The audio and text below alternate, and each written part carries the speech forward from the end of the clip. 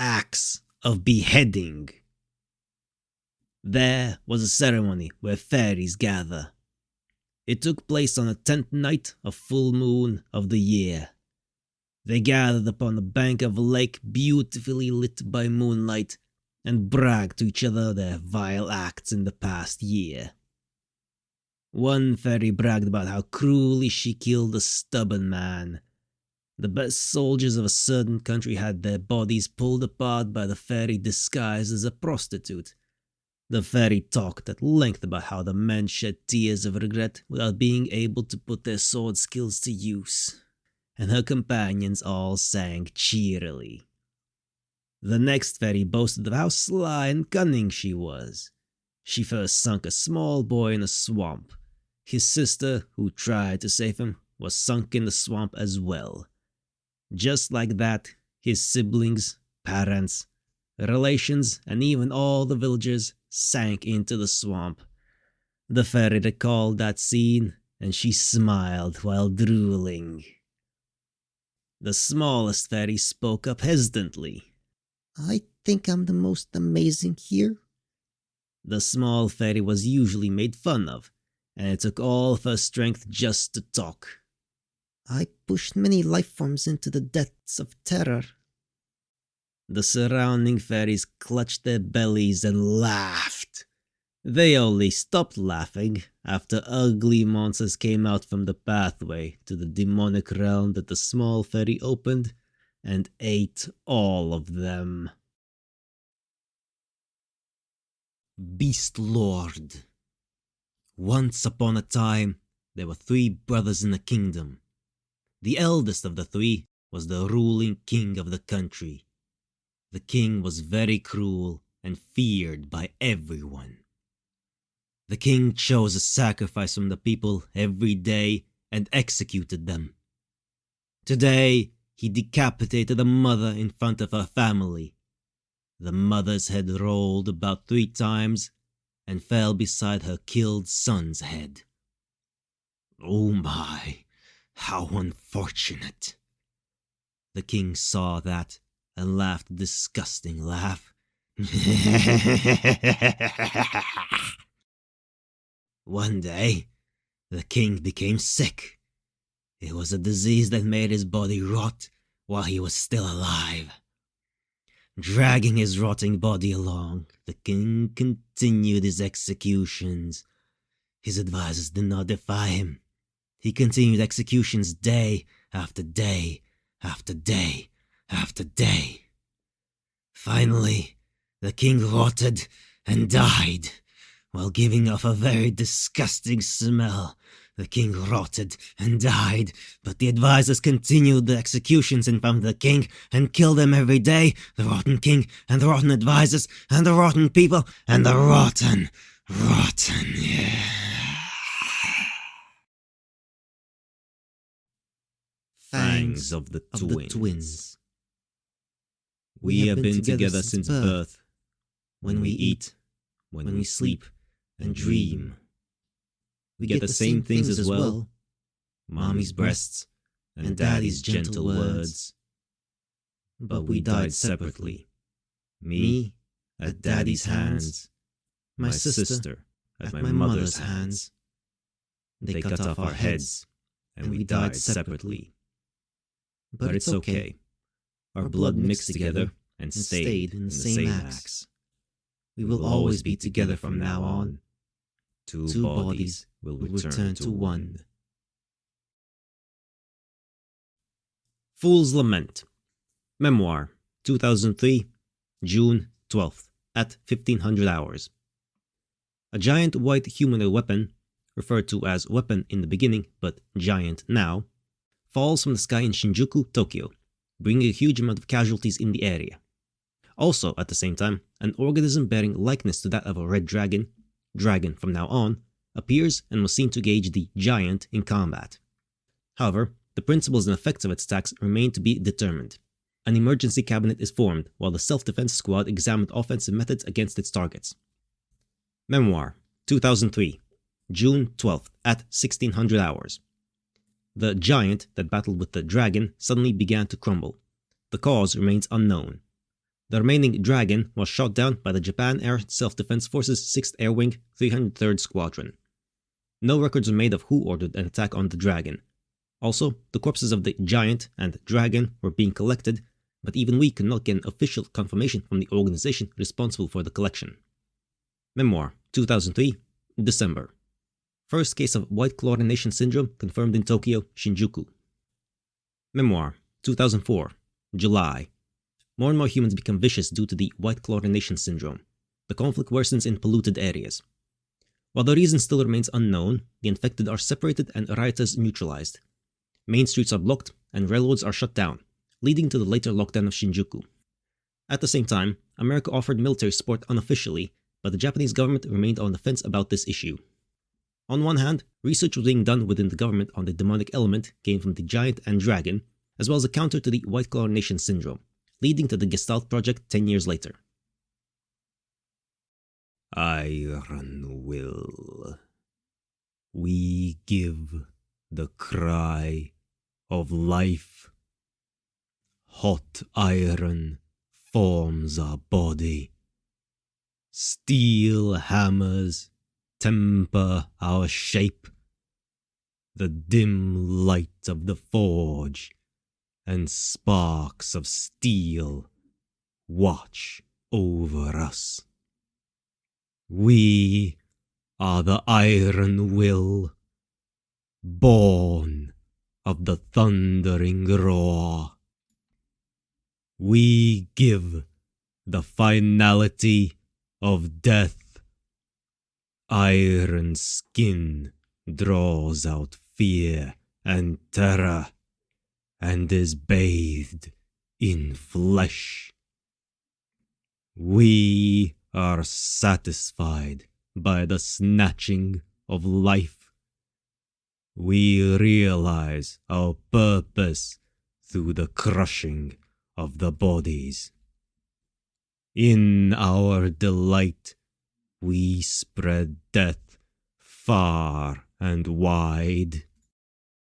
We are the iron will. We kill, kill, kill. We smash, hate, and anger tear our body up in the midst of blood and battle. Madness-inducing power raises a storm of blood and shrapnel.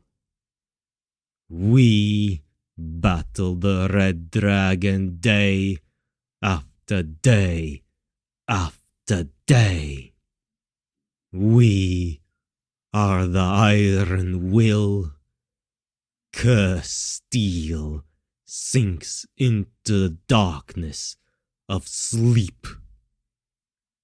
We dream, the dream of a tiny butterfly wildly dancing in the rain. We are the iron will. We dream a deep, unfulfilled dream. Kusanagi. The shield fastened to the wall gathered dust. The sword kept within its sheath rusted. I forgot skills that I no longer use. I left my trained body as it is. I lost my judging heart. I thought that this could end without me telling anyone. I saw others as violence and pretended not to see. I gave up since I couldn't change it anyway. I thought that I couldn't go against great strength. I laughed at the hearts that believed. I laughed at them for being worthless. That's how I ran from everything. I gave up, thinking that it was impossible. Foolishness and ugliness brought me much lament. I lost my life's meaning. I lost sight of my treasured person. I could not keep believing in their gentleness. I could not save them from heart-tearing sorrow. I forgot the courage needed to protect mundane happiness, because I thought that these words will never reach them. Labyrinth Song. The beast lived in the depths of the caves. Huge horns, steel-like body, heated breath.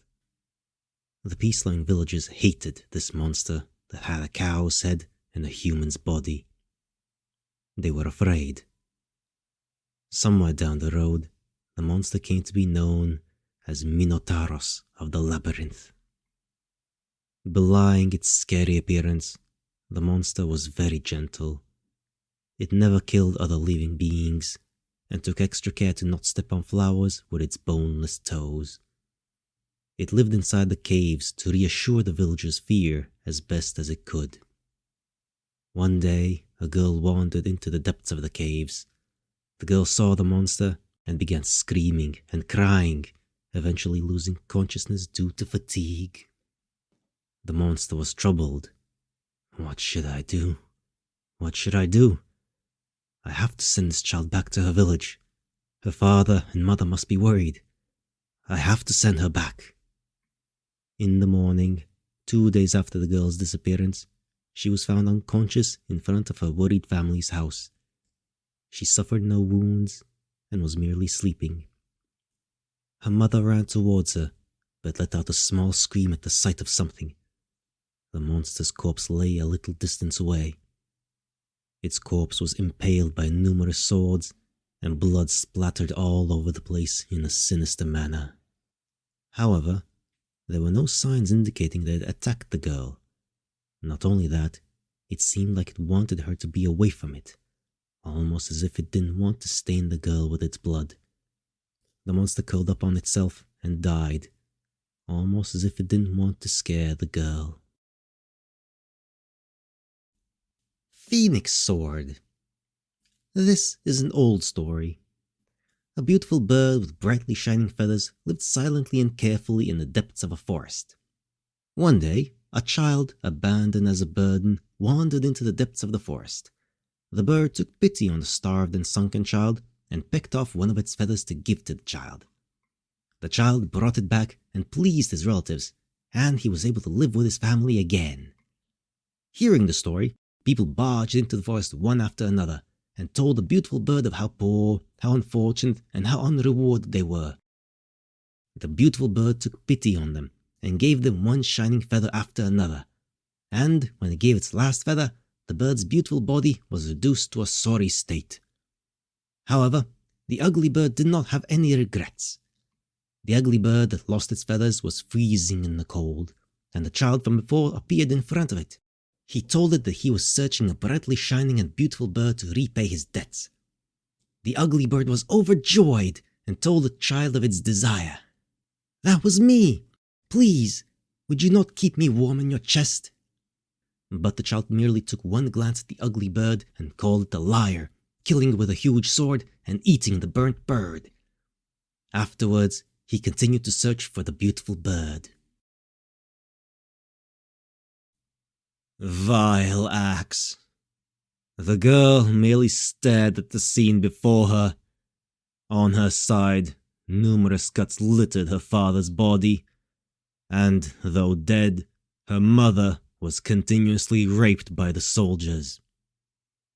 Her young brother, who was born not long ago, was thrown into the furnace, and his body burnt to a crisp.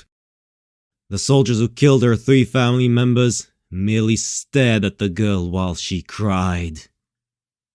A few years later, she set out for revenge. The first one was such a fat soldier that his military clothes were bursting at their seams. The girl approached him and told him of a medicine that could make him lose weight. She told him that she has to give him a physical examination and made him lie on a bed. Then she cut off his hands and feet with an axe. Without his limbs, the man could not even attempt an escape. You can get even thinner, the girl said and pressed down on him. Now you've become very slim, the girl whispered to the now round torso. The second soldier was matchless in his lust for women. He called numerous women to his mansion every day and spent the night with them. The girl killed all the women around him. She stood before the man, possessed by terror, reduced to mumbled pleas for his life, and chopped off the symbol of his masculinity with her axe. The third soldier retired from the army and lived an easy-going life with his family in a village on the borders. While his family was sleeping, the girl put cracks into the house's pillars with her axe. Losing its support, the house crumbled, and the girl lit a fire upon it. The fire grew into enormous proportions.